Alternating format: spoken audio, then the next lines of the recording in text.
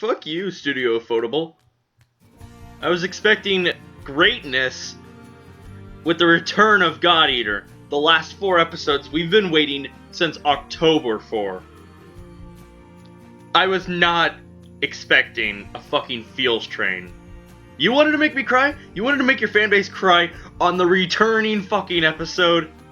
You did it. You accomplished it. Even though I'm months behind already, like this came out in March and everything, and this is May, about middle of May and everything, that doesn't lessen the fact that episode 10 of God Eater, the adaptation of the game, it made me bawl like a little bitch.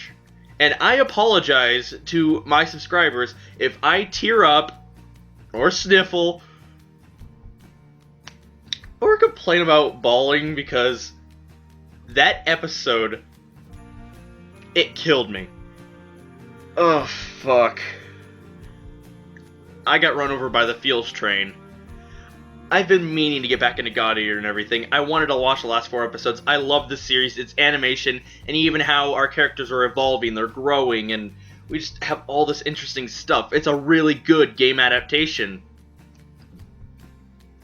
I was expecting good action, or typical, we continue right where we left off, we're not going to do anything super special, return episode and everything.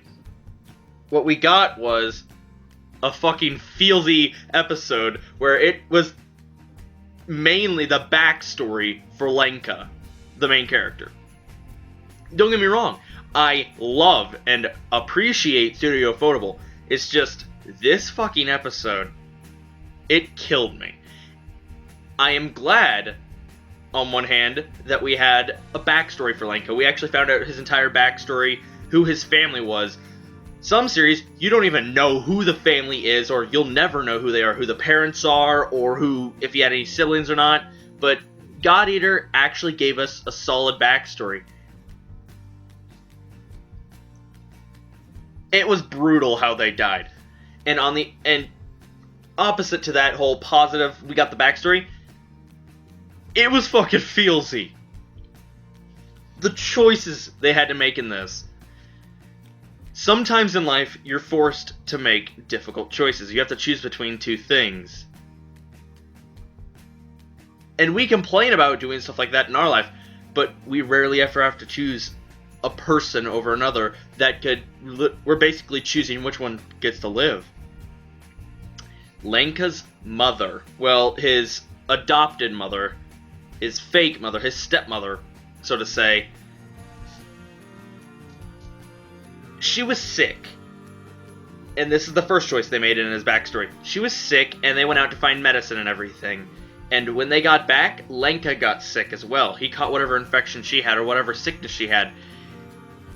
And the father and daughter had to choose which one got to live. They only had a small amount of medicine. Why do you do this to me? They started crying, and their crying was it was contagious.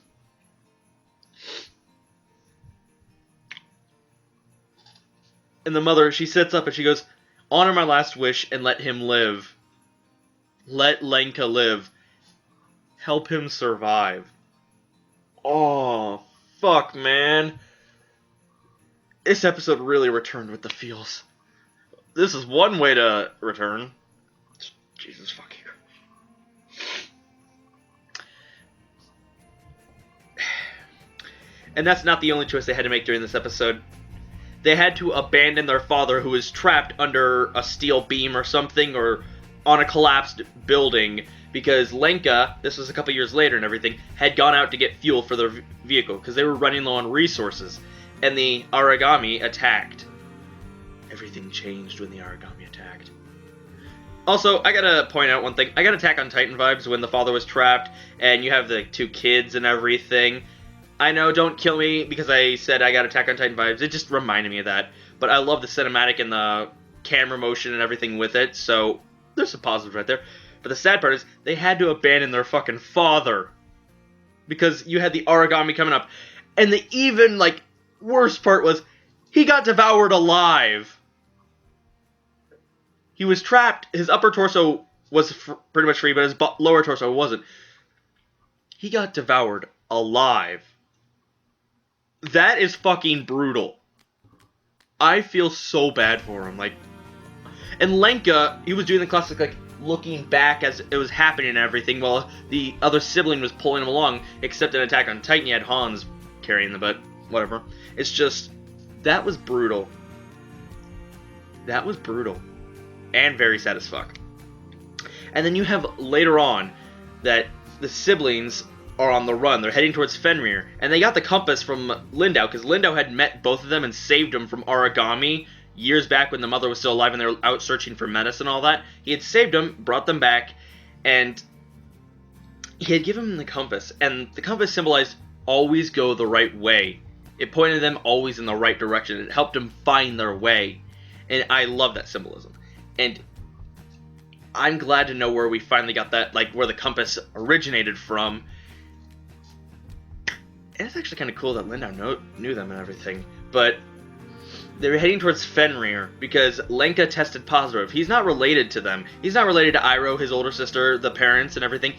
He was abandoned as a child outside of Fenrir, and the family, they all tested negative, so they weren't allowed in.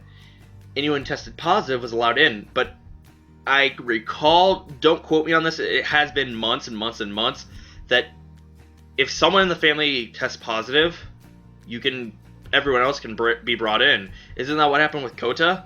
He became a god eater, but his family, they were brought in too. Why didn't they go there? I know they don't agree with what everything was happening, but it was probably a lot safer than being out in the wasteland. At least they got a steady flow of resources and everything. So someone answer that without spoiling anything, because if it relates to the next 3 episodes, don't spoil that, or at least type spoiler warning or something like that, and then type it below that. I appreciate that. Now, Lenka had been abandoned out there, so we don't know who his actual parents are, but his surrogate family, his foster family and everything, they had adopted him, and Iroha,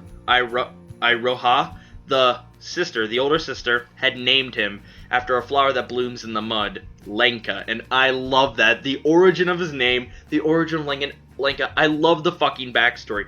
But when the siblings were on the run, Iroha got a cut on her leg, and it got infected, and she couldn't it got to the point where she couldn't walk anymore, and they were inside this factory where there was origami roaming about, and to get her brother to move so he would abandon her, she cut her own throat open. I'm like, oh, they abandoned the father. Okay, hopefully we're done with the feels now. I'm crying. I've been crying for a solid couple of minutes now.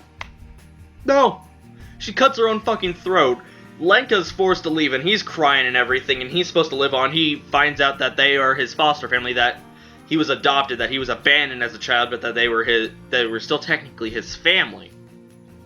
And the sister, we get this whole, it looks like she goes to heaven, and she's in this beautiful place where there's trees and flowers and everything, and she wants to repopulate the world with plants and trees and everything, because it used to be covered like that, but then the origami kept eating it all. She wants to bring back the trees and everything. So she was in her dream world, and Lenka was there, and she told Lenka she loved him. I don't know if it's sibling love or, like, actual love interest or stuff like that, but where you get this just soothing scene, and then it fucking switches to, she's sitting there,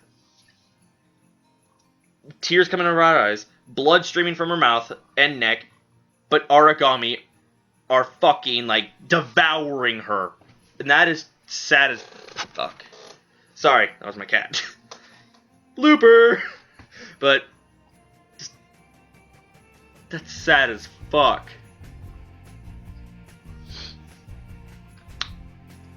Fuck you, Ufotable, for doing that. Why? Why?